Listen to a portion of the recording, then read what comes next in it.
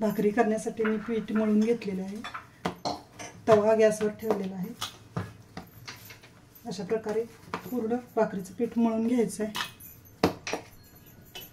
त्याचा गोळा तयार करून घ्यायचा आहे.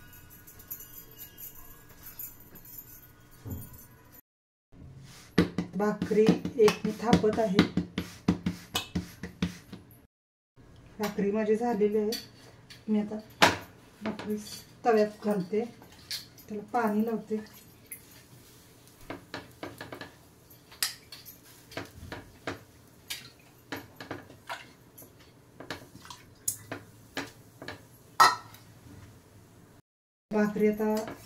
भाकरी पचलेली आहे. आता मी उलटी करून टाकते. साच्याला तूप लावून घ्यायचं आहे सर्व बाजूने आणि त्याच्यामध्ये ते पीठ थोडं थोडं घालायचं आहे.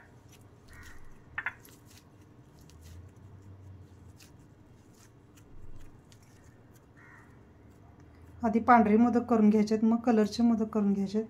हा एक मोदक तुम्हाला दाखवते कसा करायचा. त्याच्यात बोट घालून ते होल करून तयार, त्याच्यामध्ये ते सारण भरायचं आहे.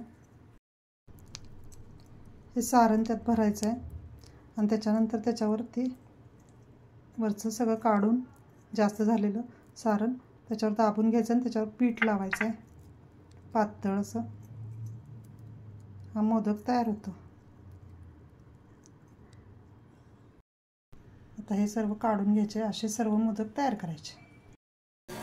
अशा पद्धतीने आपली भाकरी भाजलेली आहे.